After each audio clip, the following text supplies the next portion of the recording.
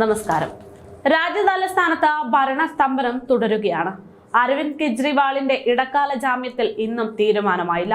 ജാമ്യം നൽകണോ എന്നതിൽ വ്യാഴാഴ്ച സുപ്രീം കോടതി വാദം വീണ്ടും കേൾക്കും. കെജ്രിവാളിന്റെ ഇടക്കാല ജാമ്യാപേക്ഷ വിധി പറയാൻ മാറ്റിയതോടെ വലഞ്ഞിരിക്കുന്നത് കെജ്രിവാളിന്റെ അനുനായി മന്ത്രിമാരാണ്. നേതൃത്വമില്ലാതെ പ്രത്യേകിച്ച് മൂന്നാം ഘട്ട തെരഞ്ഞെടുപ്പ് നടന്നുകൊണ്ടിരിക്കുന്ന ഈ ഒരു സാഹചര്യത്തിൽ ഒരു ഭരണകൂടത്തിനെ എങ്ങനെ നിയന്ത്രിക്കും എന്നറിയാതെ നട്ടം തിരിയുകയാണ് ഇക്കൂട്ടർ. എന്തായാലും കെജ്രിവാളിന് ജാമ്യം കിട്ടിയില്ല. അറസ്റ്റിൽ വ്യക്തത വേണമെന്ന് ഹർജി പരിഗണിക്കുവാൻ കോടതി ഇഡിയോട് ആവശ്യപ്പെട്ടിട്ടുമുണ്ട്. അന്വേഷണം എന്തുകൊണ്ട് 2 വർഷം നീണ്ടു എന്നാണ് ഇഡിയോട് കോടതി ചോദിച്ചിരിക്കുന്നത്. കെജ്രിവാളിന്റെ അറസ്റ്റിന് 2 വർഷം എടുത്തത് നല്ലതല്ലെന്ന് വ്യക്തമാക്കിയ കോടതി ഇഡിയുടെ അന്വേഷണത്തിന്റെ സ്വഭാവവും യുക്തിയും പരിശോധിക്കണമെന്നും നിരീക്ഷിച്ചു. അരവിന്ദ് കെജ്രിവാളിന്റെയും മനീഷ് സിസോദിയയുടെയും അറസ്റ്റിൽ വ്യക്തത വരുത്തണമെന്നാണ് സുപ്രീം കോടതി പറഞ്ഞിരിക്കുന്നത്.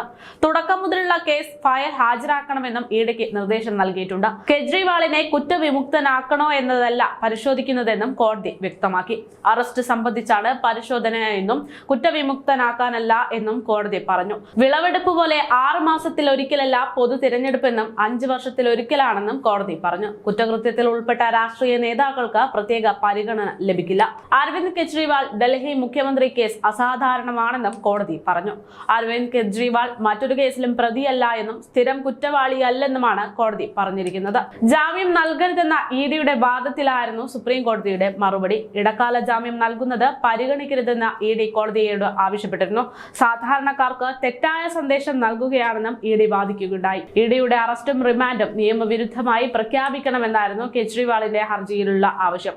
പുതിയ ആശയങ്ങൾ, അഴിമതിരഹിത ഭരണം, എല്ലാവർക്കും സൗജന്യമായി ജീവിത പ്രാഥമിക സൗകര്യങ്ങൾ നൽകും എന്നൊക്കെ പറഞ്ഞുകൊണ്ട് ആഹ്വാനത്തിലൂടെയാണ് ജനഹൃദയങ്ങളിൽ ഇടം നേടിക്കൊണ്ട് അന്നാ ഹസാരെ എന്ന വിശുദ്ധനെ മുൻനിർത്തിയിരുന്ന അരവിന്ദ് കെജ്രിവാളിന്റെ രാഷ്ട്രീയ പ്രവേശനം. പിന്നെ അങ്ങോട്ട് വിവിധ തരത്തിൽ രാഷ്ട്രീയ തന്ത്രങ്ങൾ ആദ്യകാലങ്ങളിൽ ജനങ്ങൾക്ക് നൽകിയിട്ടുള്ള വാഗ്ദാനങ്ങൾ പാലിച്ചുകൊണ്ടുള്ള ഭരണ നേട്ടങ്ങളായിരുന്നു. ഡൽഹിയിൽ നിന്ന് പാർട്ടിയെ മറ്റ് സംസ്ഥാനങ്ങളിലേക്ക് വ്യാപിപ്പിച്ചുകൊണ്ടുള്ള രാഷ്ട്രീയ മുന്നേറ്റങ്ങൾ. അങ്ങനെ കെജ്രിവാൾ ഇന്ത്യൻ രാഷ്ട്രീയത്തിൽ തന്നെ തിളക്കമാർന്ന ഒരു നേതാവായി മാറിക്കൊണ്ടിരുന്നു. നിലവിലെ നിലപാടുകളിൽ നിന്ന് മാറിയാൽ മാത്രമേ ഇന്ത്യയിൽ ആം ആദ്മി പാർട്ടി വളർത്തുവാൻ കഴിയുള്ളൂ എന്ന് രാഷ്ട്രീയ വകതിരിവ് ഉണ്ടായതിന് പിന്നാലെ അതിന് ഏറ്റവും പറ്റിയ മാർഗം 86% ഹിന്ദു ഭൂരിപക്ഷ രാജ്യത്ത് ഹിന്ദുത്വ അജണ്ട എന്ന തിരിച്ചറിവാണ് പിന്നീട് അങ്ങോട്ട് ഹിന്ദു കാർഡ് ഇറക്കാൻ ഇവരെ കൊണ്ട് ചിന്തിപ്പിച്ചത്. അഴിമതിയെ തൂത്തെറിയാൻ ചൂലുമായി വന്ന കെജ്രിവാൾ അതേ ചൂലുകൊണ്ട് തന്നെ പൊതുജനത്തിന്റെ തല്ല് വാങ്ങും വിധത്തിലേക്കുള്ള സാമ്പത്തിക ക്രമക്കേടുകളിലേക്കും അഴിമതികളിലേക്കും മുങ്ങിത്താണുകൊണ്ടിരിക്കുകയാണ്. എന്തായാലും കെജ്രിവാളിനെ തുറങ്കിലടച്ച വിധി തുടരും എന്ന് തന്നെയാണ് വിവരങ്ങൾ പുറത്തു വരുന്നത്. ഇനി കെജ്രിവാളിനൊരു മോചനം അത് എന്ന് എന്ന കാര്യത്തിൽ കൃത്യമായിട്ടുള്ള അറിവില്ല. എന്തായാലും നിലവിൽ ജാമ്യം അനുവദിക്കാനാകില്ല എന്ന് അറിയിച്ചിരിക്കുകയാണ് കോടതി. ഇനി മറ്റന്നാൾ ഇതുമായി ബന്ധപ്പെട്ടുള്ള തീരുമാനങ്ങൾ ഉണ്ടായേക്കാനുള്ള സാധ്യത ഉണ്ട് എന്ന സൂചനകളും പുറത്തു വരുന്നുണ്ട്.